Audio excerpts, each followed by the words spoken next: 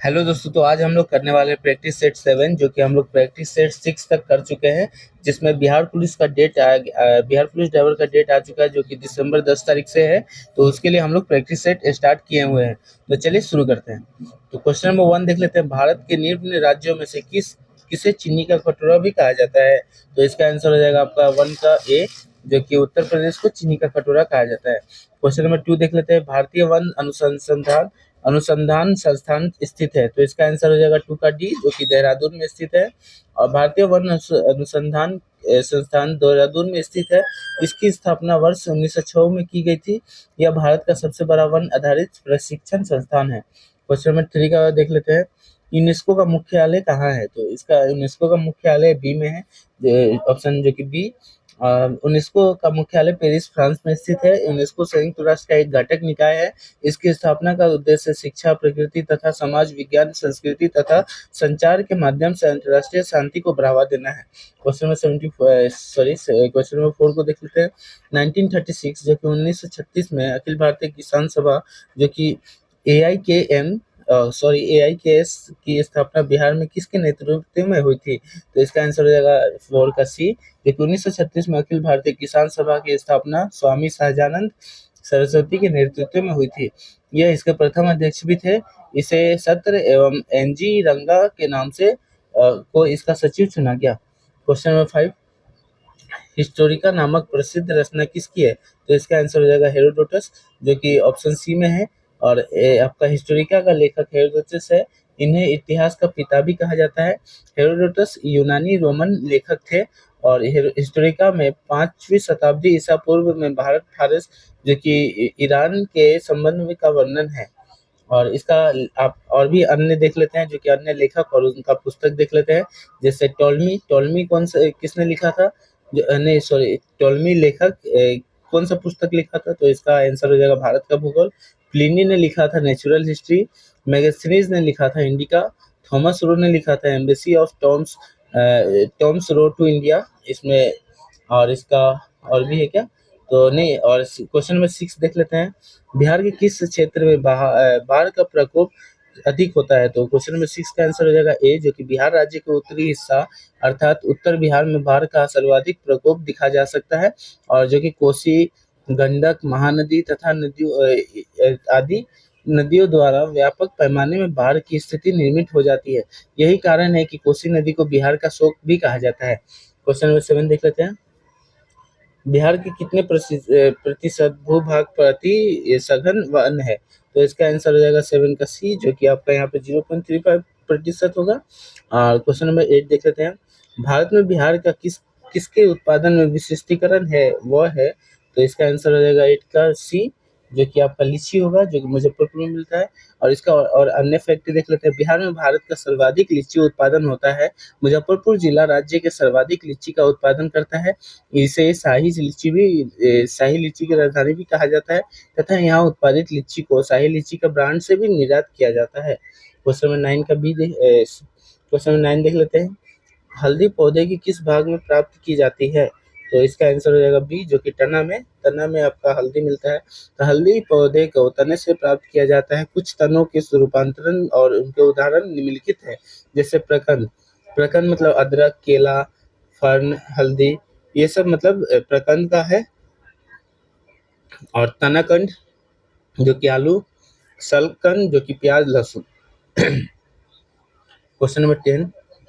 किस वर्ष बिहार प्रांतीय किसान सभा का गठन किया गया था? तो इसका आंसर हो जाएगा आपका 10 का सी, जो कि 1929 होगा। Question number 11। डॉल्फिन को निम्न में से किस वर्ग में वर्गीकृत किया जाता है?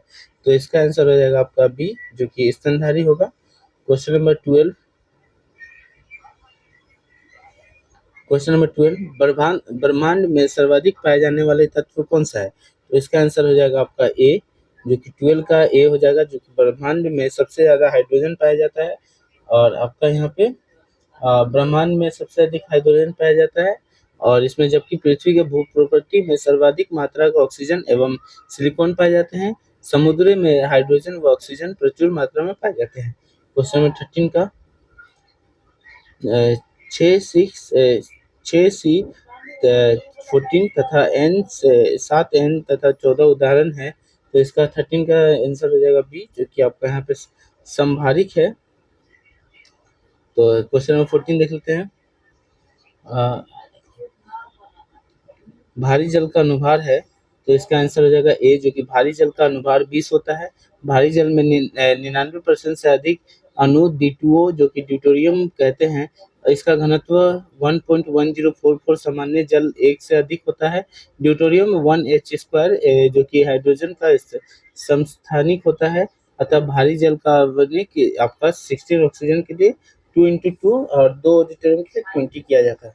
क्वेश्चन नंबर 15, चुंबकत्व पर आधारित चिकित्सकीय तकनीक है, तो इसका आंसर हो जाएगा MRI, जो कि आपका यहाँ पे बी हो जाएगा MRI।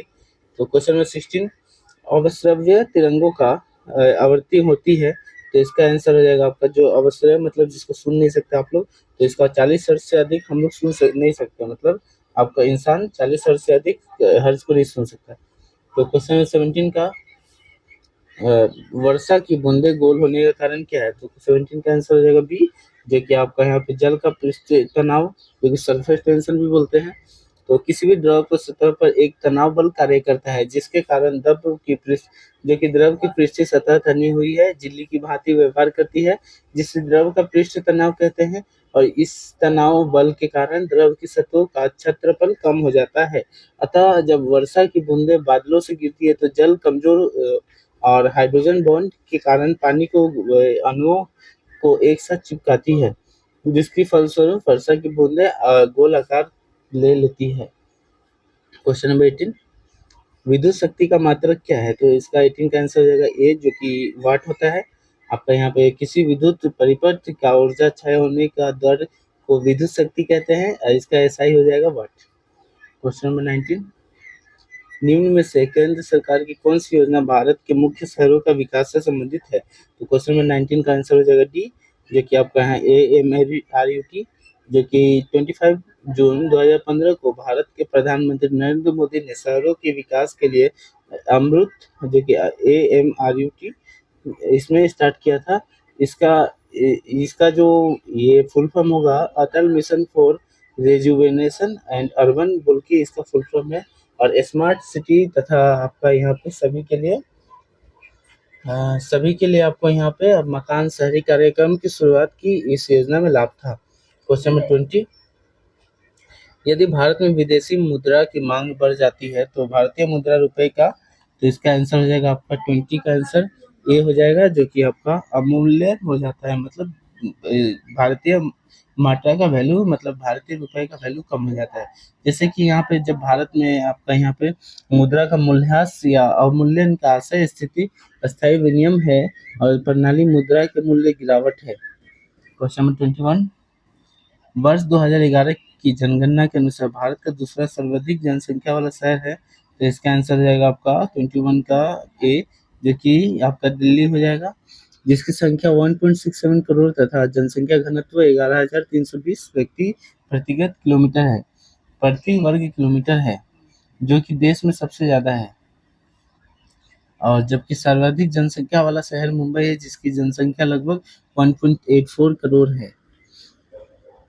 क्वेश्चन नंबर 22, भारत की राजकोषीय नीति किसके द्वारा प्रतिपादित की जाती है, तो 22 का आंसर हो जाएगा सी, जो कि राजकोषीय नीति सरकार की वह नीति है जिसके माध्यम से सरकार अपनी आय तथा व्यय को संतुलित करने का प्रयास करती है। इसका देश की अर्थव्यवस्था पर व्यापक व्यापक प्रभाव पड़ता है। राजकोषीय नीति देश का आर्थिक विकास को बल देती है और इसे वित्त मंत्रालय द्वारा प्रतिपादित किया जाता है। क्वेश्चन नंबर 23, 1991 में भारत के आर्थिक सुधारों को अपनाने के लिए मुख्य तत्कालिक कारण क्या था, तो 23 का आंसर रहेगा आपका सी, जो कि वर्ष 1991 में उदारीकरण, निजीकरण व वैश्वीकरण की नीति अपनाई गई थी और इस नीति को बड़े आर्थिक सुधार के रूप में माना जाता है। इन आर्थिक सुधारों को अपनाने की मुख्य व तत्कालिक कारण भुगतान संतुलन का संकट था। क्वेश्चन नंबर 24, बांग्लादेश की सीमा से लगने वाला भारत का सबसे बड़ा राज्य कौन सा है, तो इसका आंसर हो जाएगा आपका बी, जो कि असम है। ए है पश्चिम बंगाल। तो बांग्लादेश बांग्लादेश से सबसे ज़्यादा पश्चिम बंगाल सीमा साझा करती है, जो कि आपका बांग्लादेश से भारत के 5 राज्य सीमा साझा करती है, जैसे कि त्रिपुरा, मिज़ोरम, असम, मेघालय और पश्चिम बंगाल है। इनमें बांग्लादेश के साथ से सबसे अधिक होता है। तो यहाँ पे 25 क्वेश्चन नंबर 25, भारतवर्ष का नूनमती तेल शोधक कारखाना स्थित है। तो इसका आंसर हो जाएगा 25 का सी, जो कि भारतवर्ष का नूनमती तेल शोधक कारखाना असम के गुवाहाटी में स्थित है। यह कारखाना पेट्रोलियम उद्योग के लिए प्रसिद्ध है। इस स्थान पर इंडियन ऑयल कंपनी, जो कि आईओसी द्वारा 1962 में कारखाना स्थापित किया गया था। क्वेश्चन नंबर 26, निम्न में से कौन सी रबी फसल नहीं है? तो क्वेश्चन नंबर 26 का आंसर हो जाएगा बी, जो कि प्रश्नगत विकल्पों में धान रबी की फसल नहीं है। रबी की फसलों को बुआई के समय कम तापमान तथा पकते समय शुष्क तथा गर्म वातावरण में आवश्यकता होती है। यह फसलें सामान्यतः अक्टूबर-नवंबर महीने में बोई जाती है तथा मार्च-अप्रैल के समय काटी जाती है। उदाहरण के लिए गेहूँ, चना, मटर, सरसों आदि। तो ये सब रबी फसल हो जाती है। क्वेश्चन नंबर 27, पश्चिम पश्चिम बंगाल में होने वाले मानसून पूर्व की वर्षा को कहते हैं। तो क्वेश्चन नंबर 27 का आंसर हो जाएगा डी, जो कि मई के पहले सप्ताह में अतः आपका उष्णकटिबंधीय विसरण क्षेत्र में, जो कि आईटीसीजेड भारतीय उपमहाद्वीप की दक्षिणी छोर पर प्रवेश कर जाता है, जिसके कारण दक्षिण भारत में हवाएं निम्न वायुदाब की ओर आकर्षित होती है और यह हवाएं आपस में टकराकर ऊपर उठती है, जिसके परिणाम स्वरूप दक्षिण भारत में वर्षा होती है। और यह वास्तव में मानसूनी वर्षा नहीं होती है। इसे हम मानसून पूर्व वर्षा कहते हैं। अलग-अलग राज्यों में मानसून पूर्व वर्षा अलग-अलग नाम से जाना जाता है, क्योंकि मानसून से पहले होने वाली वर्षा इन राज्यों में फसलों के लिए लाभदायक होती है। तो क्वेश्चन नंबर 28, ब्लू माउंटेन पर्वत शिखर भारत के किस राज्य में स्थित है? तो इसका 28 का आंसर हो जाएगा ए, जो कि ब्लू माउंटेन पर्वत शिखर भारत के मिजोरम राज्य में स्थित है। यह मिजोरम राज्य की और लुसाई पर्वतमाला की सबसे ऊंची पर्वत चोटी है, जिसकी ऊंचाई 2157 मीटर है। क्वेश्चन नंबर 29, निम्नलिखित युग्मों में से कौन सा एक सही सुमेलित नहीं है? तो क्वेश्चन नंबर 29 का आंसर हो जाएगा ए, जो कि सिकिन साइकान रेल सुरंग जापान में अवस्थित है और उस सुरंग की लंबाई 53.9 किलोमीटर है। वर्ष 2016 के पूर्व में विश्व का सबसे लंबी पुल सुरंग, जो कि रेल के लिए था, वो किंतु 29 मई 2016 में गोथर्ड बेस सुरंग स्विट्जरलैंड जो कि 57 किलोमीटर लंबी है और बन जाने में ये दूसरे स्थान पर लंबाई में चली गई थी।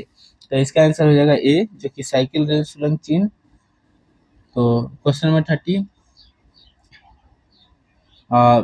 केप ऑफ गुड होप, जो कि उत्तमाशा अंतरिया के किसने खोजा? तो इसको हो जाएगा, इसका आंसर हो जाएगा ए, जो कि वास्को डी गामा होगा। तो क्वेश्चन यहाँ सॉरी सी हो जाएगा, जो कि बार्थोलोम्यू डियाज है और 31 का ये होगा। तो ये मतलब तो इसका बर्थोलोम्यू डियाज होगा क्वेश्चन नंबर 30 का। तो ये पुर्तगाली खोजकर्ता द्वारा वर्ष 1488 में केप के मूल रूप से केप ऑफ गुड स्टॉर्म का नाम दिया गया। केप की इसी रूट जो कि अफ्रीका के दक्षिणी तट से गुजरता है, अधिक लोगों द्वारा पार करने के कारण इसे केप ऑफ गुड होप नाम दिया गया। यह दक्षिणी अफ्रीका के केप प्रायद्वीपीय पर अटलांटिक के तट पर एक चट्टानी हैंडलैंड है।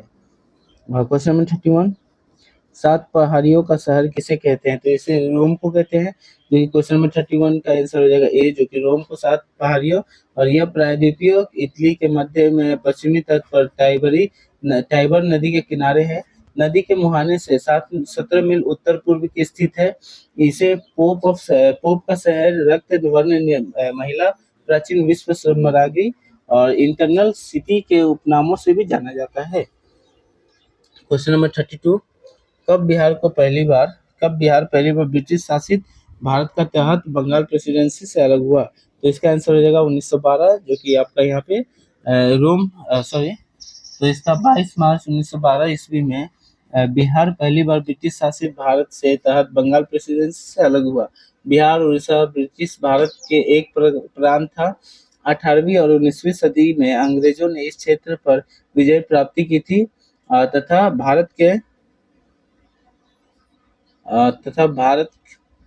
तथा भारत के सबसे बड़े ब्रिटिश प्रांत जो कि बंगाल प्रेसिडेंसी का हिस्सा था, वो आपका यहाँ पे आपका 1 अप्रैल 1936 को बिहार और उड़ीसा को अलग कर दिया गया, और 15 नवंबर 2000 को बिहार से अलग करके झारखंड राज्य का गठन किया गया। क्वेश्चन नंबर 33, भूप्रति भूप्रति भूप्रति का सर्वाधिक पाया जाने वाला खनिज कौन सा है? तो क्वेश्चन नंबर 33 का आंसर हो जाएगा डी, जो कि भूप्रति का सर्वाधिक मात्रा में पाया जाने वाला खनिज फेल्सपार है। इसके पश्चात घटते हुए क्रम को प्रमुख खनिज भूप्रति के नामक क्वार्ट्ज का और पायरेक्सिन, एम्फिबोल्स और अभ्यधिक आदि है। तो इसका फेल्सपार होगा आंसर। क्वेश्चन नंबर 34, भारत में दल विहीन लोकतंत्र का परिकल्पना किसने प्रस्तावित की थी? तो क्वेश्चन नंबर 34 का आंसर हो जाएगा बी, जो कि आपका यहाँ पे आचार्य विनोबा भावे ने किया था। सॉरी, क्वेश्चन नंबर 34 का आपका बी होगा, जो कि जयप्रकाश नारायण ने किया था। क्वेश्चन नंबर 35, सरकारी आयोग संबंधित है। तो क्वेश्चन नंबर 35 का आंसर हो जाएगा आपका सी, जो कि यहाँ पे आपका केंद्र राज्य संबंध से है। क्वेश्चन नंबर 36, भारतीय संविधान में संशोधन का प्रावधान किस अनुच्छेद में है? तो इसका आंसर हो जाएगा अनुच्छेद 368 में है, और इसका 36 का आंसर आपका यहाँ पे कुछ देख लेते हैं। आप यहाँ पे मतलब 368 द्वारा संविधान संशोधित होता है। क्वेश्चन नंबर 37, संपत्ति के अधिकार को किस संविधान संशोधन द्वारा हटाया गया?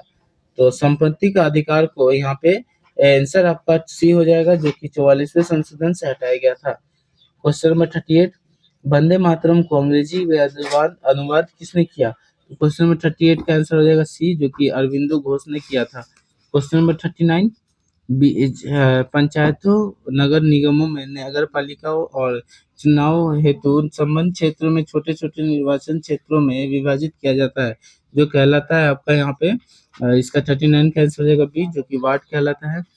क्वेश्चन नंबर 40, निम्न में से भारत के किस राज्य में द्विसदनीय व्यवस्थापिका है? तो 40 का आंसर हो जाएगा आपका डी, जो कि आपका यहाँ पे 40 का हो जाएगा डी, जो कि बिहार हो जाएगा। वर्तमान में भारत के 6 राज्यों में है, जो कि आंध्र प्रदेश, कर्नाटक, महाराष्ट्र, तेलंगाना, बिहार व उत्तर प्रदेश है, जिसमें द्विसदनीय विधायिका है। द्विसदनीय विधायिका सरकार की एक प्रणाली है जिसमें विधायिका के 2 सदन होते हैं। इसमें उच्च सदन के राज्य विधान परिषद और निचले सदन की विधानसभा कहा जाता है। क्वेश्चन नंबर 31, उच्चतम न्यायालय के न्यायाधीश के अवकाश ग्रहण की उम्र क्या है? तो इसका आंसर हो जाएगा सी, जो कि 41 का आपका सी 65 वर्ष होता है। क्वेश्चन नंबर 42, संघ के कार्यकारिणी को संवैधानिक प्रमुख है, जिसका आंसर हो जाएगा ए, 42 का ए, जो कि राष्ट्रपति होगा।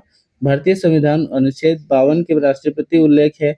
राष्ट्रपति संघ के कार्यकारिणी, जो कि कार्यपालिका का संवैधानिक प्रमुख होता है। यह देश का प्रथम नागरिक भी होता है। वह भारतीय सशस्त्र सेनाओं का सर्वोच्च सेनानायक भी है। क्वेश्चन नंबर 43, राष्ट्रपति को अध्यादेश जारी करने की शक्ति वर्णित है, जिसमें आपका आंसर इसका हो जाएगा 43 का ए, जो कि अनुच्छेद 123 में है, और आपका यहाँ पे 43 का ए हो जाएगा। राष्ट्रपति की अध्यादेश करने की शक्ति अनुच्छेद 123 में वर्णित है, और इस अनुच्छेद के तहत राष्ट्रपति के पास संसद का सत्र में न होने की स्थिति और विधि निर्माण तत्काल आवश्यकता होने की स्थिति में अध्यादेश जारी करने की शक्ति प्राप्त है। क्वेश्चन नंबर 44, पंचशील का प्रतिपादन किस वर्ष में हुआ था? तो इसका आंसर हो जाएगा ए, जो कि 1954 में हुआ था, और भारत और चीन के मध्य 1954 में पंचशील सिद्धांत का आविर्भाव क्यों हुआ? यह शांतिपूर्ण सह अस्तित्व के सिद्धांत पर आधारित है। भारत के प्रथम प्रधानमंत्री पंडित जवाहरलाल नेहरू में इसका जनक माना जाता है। क्वेश्चन नंबर 45 देख लेते हैं। इनकलाब जिंदाबाद का नारा किसने दिया? तो इसका आंसर रहेगा आपका डी, जो कि 46 का आंसर डी होगा, और सॉरी 45 का आंसर आपका डी होगा, जो कि इनकलाब जिंदाबाद का नारा आपका उर्दू के प्रसिद्ध शायर एवं इस्लामी विद्वान हजरत मोहानी ने दिया था। और इसका आपका हजरत मोहानी ने दिया था सन 1921 ईस्वी में। और भगत सिंह और उनके क्रांतिकारी साथियों ने दिल्ली की असेंबली में 8 अप्रैल 1929 को बम फेंकते हुए वक्त इस नारे का जो कि इनकलाब जिंदाबाद का बुलंद किया था। Question 46, Hindustan socialist Republic association की स्थापना किसने की, जिसको HSRA कहा जाता है। इसका आपका यहाँ पे स्थापना भगत सिंह और चंद्रशेखर आजाद ने किया था, जो कि मतलब इसको असली में चंद्रशेखर आजाद ने ही किया था, जो कि इसमें भगत सिंह भी आपका यहाँ पे पार्ट थे इनका। क्वेश्चन नंबर 47 और 46 का और भी अन्य फैक्ट देख लेते हैं। वर्ष 1928 में चंद्रशेखर आजाद के नेतृत्व में दिल्ली के फिरोज शाह कोटला मैदान में हिंदुस्तान सोशलिस्ट रिपब्लिकन एसोसिएशन, जो कि HSRA की स्थापना की गई थी। इसका उद्देश्य भारत में एक समाजवादी गणतंत्रवादी राज्य की स्थापना करना है। क्वेश्चन नंबर 47, समाचार पत्र राष्ट्र गुप्तार सच बताने वाला जिसको कहते हैं का संबंध निम्नलिखित में से किस धर्म के सुधारों से था। क्वेश्चन नंबर 47 का आंसर हो जाएगा डी, जो कि पारसी। क्वेश्चन नंबर 48, शिवाजी और जयसिंह के मध्य पुरंदर की संधि किस वर्ष हुई थी। तो इसका 48 का आंसर हो जाएगा आपका ए, जो कि 1665 ईस्वी में शिवाजी और जयसिंह के मध्य पुरंदर की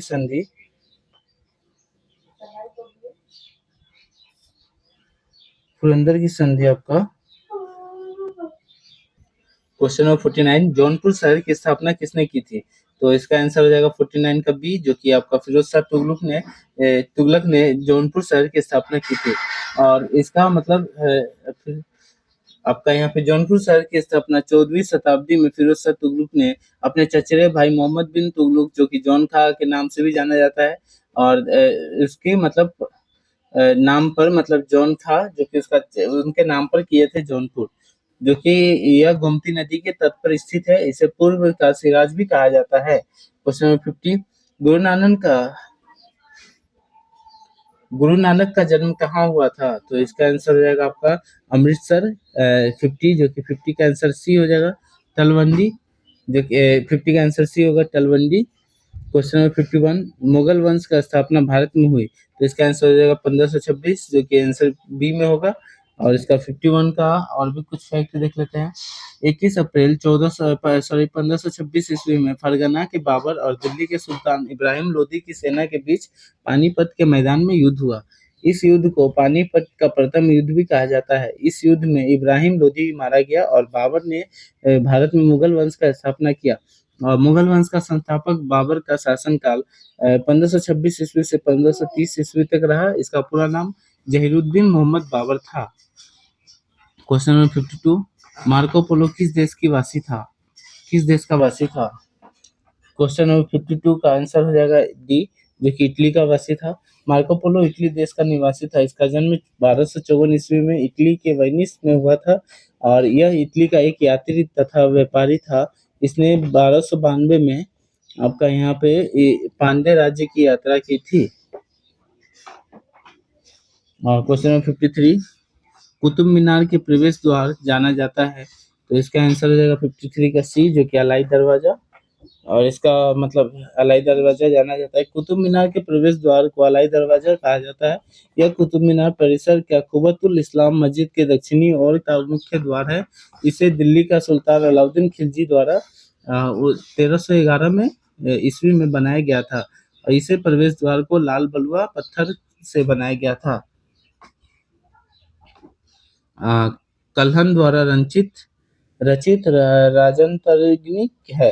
तो इसका 54 का आंसर हो जाएगा आपका बी, जो कि कुल्हन द्वारा रचित राजतरंगिणी प्राचीन भारतीय साहित्य का पहला युद्ध ऐतिहासिक ग्रंथ माना जाता है। यह संस्कृत में है। इसकी मुख्य विषय वस्तु आपका कश्मीर का इतिहास है। क्वेश्चन नंबर 55, सांची स्तूप मूल रूप से किस मौर्य शासक ने बनवाया था। तो इसका 55 का आंसर हो जाएगा सी, जो कि सांची स्तूप मूल रूप से मौर्य शासक अशोक ने बनवाया था। यह स्तूप मध्य प्रदेश का रायसेन जिले में स्थित है। यह स्तूप 3री सदी ईसा पूर्व में बनवाया गया था। यह बौद्ध स्मारक स्थल है। क्वेश्चन नंबर 56, प्राचीन मगध राज्य की प्रथम राजधानी कौन सा शहर था? तो इसका आंसर हो जाएगा आपका 56 का सी, जो कि राजगीर। और अन्य कुछ देख लेते हैं राजगीर के बारे में। जैसे आपका यहाँ पे बाद में मगध का एक प्रमुख शहर पाटलिपुत्र, जो कि कुसुमपुर मगध की राजधानी बनी। पाटलिपुत्र वर्तमान में पटना बिहार की राजधानी को कहा जाता है। बिंबिसार को मगध का वास्तविक संस्थापक माना जाता है। यह हर्यक वंश का प्रथम शासक तथा के समकालीन थे। क्वेश्चन नंबर 57, सिंधु घाटी का सभ्यता किसके लिए प्रसिद्ध है? क्वेश्चन नंबर 57 का आंसर हो जाएगा आपका बी, जो कि हड़प्पा स्थल मेहरगढ़ जो कि आज के समय में बलूचिस्तान पाकिस्तान में है। और ये मतलब मेहरगढ़ से 7,000 ईसा पूर्व के लगभग गेहूं उत्पादन का साक्ष्य मिले हैं। और ये आपका नवीनतम खोजों के अनुसार भारतीय उपमहाद्वीपों में कृषि साक्ष्य वाला स्थल उत्तर प्रदेश के संत कबीर नगर जिले में लौरादेव है, जहाँ से 8,000 से 9,000 ईसा पूर्व में चावल के साक्ष्य मिले हैं। इसके पूर्व चावल की भूसा प्राचीनतम साक्ष्य बेलन घाटी प्रयागराज से और 65 से ईसा पूर्व में मिले थे। क्वेश्चन नंबर 58, हड़प्पा के लोग किस धातु का उपयोग नहीं जानते थे? तो 58 का आंसर हो जाएगा डी, जो कि हड़प्पा पूर्वोत्तर पाकिस्तान के पंजाब प्रांत का एक पुरातात्विक स्थल है। यह साहिवाल शहर के से 20 किलोमीटर पश्चिमी में रावी नदी के तट पर स्थित है। इसकी खोज वर्ष 1921 में दयाराम साहनी द्वारा किया गया था। यहाँ के लोग तांबा, कांसा, सोना का उपयोग जानते हैं, जबकि यहाँ के लोगों ने लौह धातु का ज्ञान नहीं था। यहाँ से प्राप्त कुछ महत्वपूर्ण अवशेषों में एक बर्तन पर बना मछुआरे का चित्र, शंख का बना बैल, पीतल का बना इक्का और ईंटों का वृत्ताकार चबूतरे, जिनका उपयोग संभवतः फसल को दबाने में किया जाता था। साथ ही गेहूं तथा जौ को दानों में भी ये अवशेष मिले हैं। क्वेश्चन नंबर 59, भारत के पहले विश्व शांति केंद्र का उद्घाटन कहाँ हुआ था? कहाँ पर किया गया? तो इसका 59 का आंसर हो जाएगा बी, जो कि भारत के पहले विश्व शांति केंद्र का उद्घाटन 2 मार्च 2025 को गुरुग्राम, जो कि हरियाणा में किया गया। यह केंद्र जैन आचार्य लोकेश मुनि के नेतृत्व में स्थापित अहिंसा विश्व भारती संगठन के प्रयासों से स्थापित किया गया है। क्वेश्चन नंबर 60, 11वें अंतर्राष्ट्रीय योग दिवस, जो कि 21 जून 2025 की थीम क्या है? तो इसका आंसर हो जाएगा बी, जो कि आपका यहाँ पे yoga yoga for one earth और वन हेल्थ। तो इसका ये हो जाएगा। तो आपका यहाँ पे चलिए, ये हम लोग का 60 क्वेश्चन कंप्लीट हो चुका है। अब हम लोग ड्राइवर पार्ट का, जो कि 40 क्वेश्चन होता है और 20 क्वेश्चन इसमें से वाहन अधिनियम और नियमावली तथा यातायात नियम एवं संकेत के होता है, और 20 क्वेश्चन आपका यहाँ पे टेक्निकल पार्ट का होता है। तो चलिए यहाँ पे आपका 61 से शुरू करते हैं। निम्नलिखित में से ओवरटेक कहाँ नहीं कर सकते हैं? तो इसका आंसर हो जाएगा 61 का आंसर डी हो जाएगा, जहाँ आपको मतलब किसी चीज में आपको यहाँ पे ओवरटेक नहीं करना है। जैसे सड़क की स्थिति साफ दिखाई नहीं देने पर आपको ओवरटेक नहीं करना है, घुमावदार मोड़ पर भी आपको ओवरटेक नहीं करना है, ऊंची चढ़ाई या अंधेरी सुरंग से गुजरने पर भी आपको ओवरटेक नहीं करना है। तो क्वेश्चन नंबर 62, निम्नांकित यातायात संकेत का अर्थ क्या है? तो इसका आंसर हो जाएगा आपका इस स्थान पर हॉर्न बजाना मना है, जो कि इसका आंसर सी हो जाएगा, और 62 का सी हो जाएगा। क्वेश्चन नंबर 63, निम्नकांत यातायात संकेत का क्या अर्थ है? तो इसका आंसर हो जाएगा आपका 63 का डी, जो कि यहाँ पर चौड़ाई 2 मीटर है, और अगर आपका 2 मीटर से ज्यादा चौड़ाई वाहन है तो आप नहीं जा सकते, ऐसा मतलब इसका संकेत होता है। क्वेश्चन नंबर 64, इस यातायात चिन्ह का क्या मतलब है? तो 64 का आंसर हो जाएगा आपका सी, जो कि आगे मुख्य सड़क है बोल के इसका मतलब होता है। क्वेश्चन नंबर 65, मोटर यान अधिनियम की धारा 31 के अनुसार निम्न आयु के व्यक्ति को कंडक्टर की अनुमति नहीं दी जाएगी। तो इसका 65 का आंसर हो जाएगा बी, जो कि 18 से कम को अनुमति नहीं दिया जाना चाहिए। किस स्थिति में नई मोटर वाहन पंजीकरण के लिए आवेदन मालिक की बजाय डीलर द्वारा किया जा सकता है? तो क्वेश्चन नंबर 66 का आंसर हो जाएगा बी, जो कि यदि नया मोटर वाहन इस राज्य में पंजीकृत किया जा रहा है जहाँ डीलर स्थित है।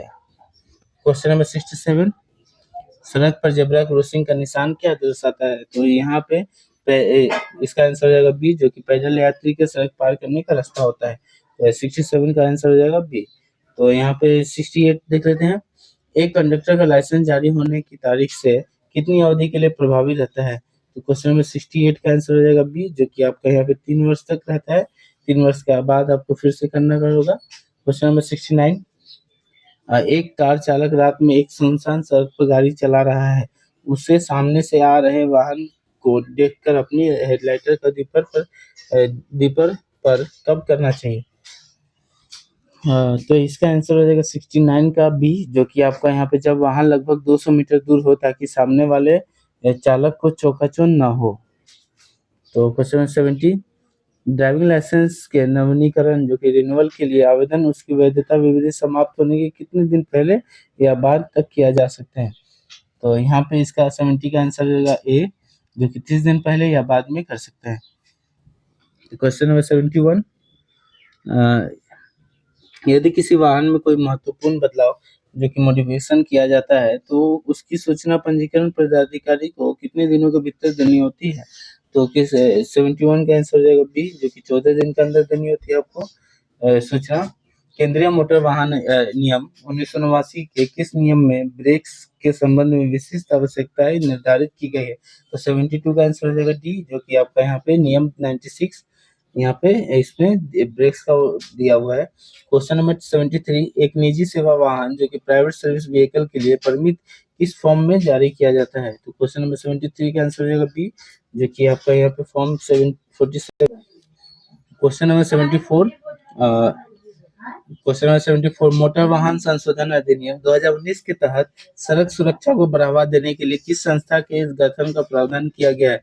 तो 74 का आंसर बी, जो कि राष्ट्रीय सड़क सुरक्षा बोर्ड जो कि नेशनल रोड सेफ्टी बोर्ड होता है। तो question number 75, question number 75, motor वाहन अधिनियम 1988 की इस धारा के तहत वाहन की गतिवियत को विनियमित किया जाता है। तो इसका आंसर 75 का हो जाएगा बी, धारा 112। क्वेश्चन नंबर 76, मोटर वाहन अधिनियम की धारा 207 के तहत पुलिस अधिकारी को किस स्थिति में वाहन को जब्त करने का अधिकार है? तो 76 का आंसर हो जाएगा सी, जो कि आपका यहाँ पे वाहन को बिना वैध पंजीकृत या परमिट के चलाने पर यहाँ पे वाहन जब्त हो सकता है। तो क्वेश्चन नंबर 77 देख लेते हैं। कोहरे की अवस्था में वाहन चलाते समय क्या किया जाना चाहिए? तो क्वेश्चन नंबर 77 का आंसर हो जाएगा बी, जो कि आपका यहाँ पे लो बीम हेडलाइट्स का उपयोग करना चाहिए। क्वेश्चन नंबर 78, बिना लाइसेंस के ड्राइविंग के किस सेक्शन के तहत अपराध है? तो क्वेश्चन नंबर 78 का आंसर हो जाएगा डी, जो कि आपका यहाँ पे 3/181 का यहाँ पे होता है। तो क्वेश्चन नंबर 79, गीली या फिसलन वाली सड़क पर वाहन चलाने की स्थिति में, तो इसका आंसर हो जाएगा 79 का बी, जो कि अचानक ब्रेक न लगाए व अचानक गतिशीलता न अपनाए। और क्वेश्चन नंबर 80, मियाद मुक्त बीमा के साथ वाहन चलाने की स्थिति में, तो इसका आंसर हो जाएगा बी, जो कि आपका वाहन बिल्कुल नहीं चलाना चाहिए। क्वेश्चन नंबर 81, 6 सिलेंडर इंजन के लिए बिना डिस्ट्रीब्यूटर वाले इग्निशन सिस्टम में इग्निशन कोयल की संख्या कितना होती है? तो इसका आंसर हो जाएगा सी, जो कि 6 होता है।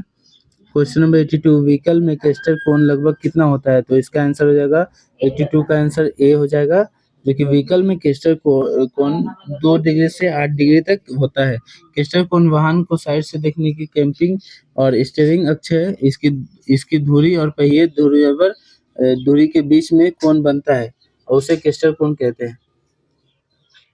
क्वेश्चन नंबर 83, एक टायर व्हील के किस भाग में बैठता है? तो इसका 83 का आंसर हो जाएगा सी, जो कि एक टायर व्हील के हब में बैठता है। क्वेश्चन नंबर 84, ड्राइव सिस्टम का प्रयोग होता है। तो 84 का आंसर हो जाएगा डी, जो कि उपरोक्त सभी फैक्ट्री में और ट्रांसपोर्ट सिस्टम में, टेक्सटाइल मिल में, सभी में ये यूज होता है, जो कि ड्राइव सिस्टम का प्रयोग होता है। क्वेश्चन नंबर 85, क्लच में कुशनिंग स्प्रिंग क्यों उपयोग किए जाते हैं? तो इसका आंसर 85 का हो जाएगा बी, जो कि झटकों को कम करने के लिए इसमें क्लच का कुशनिंग स्प्रिंग यूज होता है। क्वेश्चन नंबर 86 में निम्न में से कौन सा अव्यय स्टार्टिंग प्रणाली से संबंध है? तो क्वेश्चन नंबर 86 का आंसर हो जाएगा डी, जो कि निम्न अव्यय स्टार्टिंग प्रणाली से संबंध है। तो इसका आंसर हो जाएगा क्वेश्चन नंबर 87 का आंसर है एक अल्टरनेटर में प्रयोग होता है, जो कि इसका आंसर डी हो जाएगा, जो कि 6 डायोड होगा। और क्वेश्चन नंबर 88 में कैटालिटिक कन्वर्टर का क्या कार्य है, तो इसका आंसर हो जाएगा सी, जो कि एग्जॉस्ट प्रणाली में होता है। क्वेश्चन नंबर 89 गवर्नर के साथ निम्नलिखित में से कौन सा कार्य करता है, तो इसका आंसर 89 का आंसर हो जाएगा आपका बी, जो कि गवर्नर के साथ इंजेक्शन पंप कार्य करता है। कूलेंट पंप यह एक ऐसा सिस्टम है जिसमें जल को प्रवाहित करने के लिए पंप का उपयोग किया जाता है। यह पंप वाटर जैकेट से रेडिएटर में और रेडिएटर से पुनः वाटर जैकेट में लगा होता है, और इसको चलाने के लिए बेल्ट की जरूरत होती है, और बेल्ट को इंजन से चलाया जाता है। क्वेश्चन नंबर 90 किसी इंजन में कम ऑयल प्रेशर का क्या संभावित कारण है, तो क्वेश्चन नंबर 90 का आंसर हो जाएगा डी, जो कि आपका प्रेशर रिलीफ वाल्व जो कि दोषपूर्ण है। इसका क्वेश्चन नंबर 91 कम कंप्रेशन प्रेशर का क्या प्रभाव होता है, तो क्वेश्चन नंबर 91 में हो जाएगा आंसर आपका सी, जो कि कम कंप्रेशन प्रेशर अर्थात चार्ज या हवा का कंप्रेशन उतना नहीं है और जितने की जरूरत है। इंजन की दक्षता या आउटपुट पावर संपीड़न अनुपात पर निर्भर करता है। संपीड़न अनुपात जितना अधिक होता है आउटपुट पावर उतना ही अधिक होता है, अतः कम कंप्रेशन प्रेशर में इंजन की आउटपुट पावर कम हो जाती है। क्वेश्चन नंबर 91 में निम्नलिखित में से किसका बाहरी सतह फिनिश किया जा रहता है, तो इसका 92 का आंसर हो जाएगा आपका 92 का आंसर हो जाएगा ए, जो कि ड्राई लाइनर, जो कि ड्राई लाइनर में आपका यहाँ पे ड्राई लाइनिंग आंतरिक दीवारों को और कभी कभी बाहरी सतह पर पेंटिंग या कवरिंग के लिए तैयार करने के लिए ग्लैंडिंग किया जाता है, और चिकनी सतह बनाने के लिए प्लास्टर बोर्ड लगाया जाता है। क्वेश्चन नंबर 93 वाल्वों की टीडीसी या बीडीसी के बाद बंद होना क्या कहलाता है, तो क्वेश्चन नंबर 93 का आंसर हो जाएगा बी, जो कि वाल्वों की टीडीसी या बीडीसी के बाद बंद होना लेग कहलाता है। क्वेश्चन नंबर 94 कंप्रेशन स्ट्रोक में पिस्टन की गति होती है, तो क्वेश्चन नंबर 94 का आंसर हो जाएगा बी, जो कि कंप्रेशन स्ट्रोक में पिस्टन जो कि बीडीसी से टीडीसी की ओर गति करता है।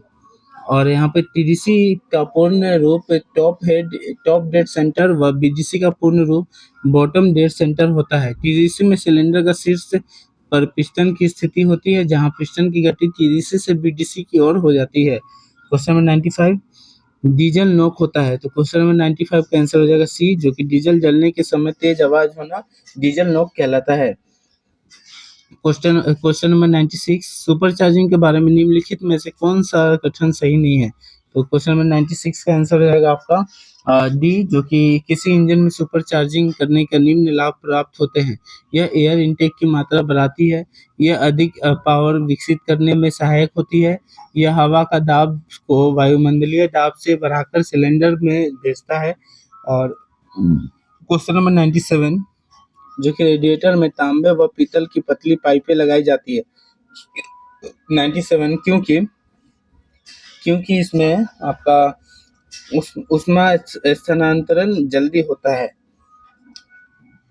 क्वेश्चन नंबर 98 कूलिंग सिस्टम का प्रयोग किया जाता है, तो क्वेश्चन नंबर 98 का आंसर हो जाएगा सी, जो कि इंजन को कार्यकारी तापमान पर रखने के लिए कूलिंग सिस्टम का प्रयोग किया जाता है।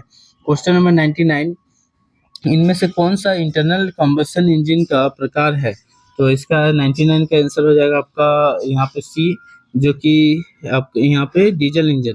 तो यहाँ पे और भी कुछ देख लेते हैं। डीजल इंजन जो कि इंटरनल कंबशन इंजन है, डीजल इंजन में वायु को लगभग 1000 डिग्री सेल्सियस पर इंजेक्ट किया जाता है, जिससे कार्यकारी सिलेंडर में ईंधन का दहन होता है। डीजल ईंधन का दक्षता सीटेन नंबर से दर्शाई जाती है।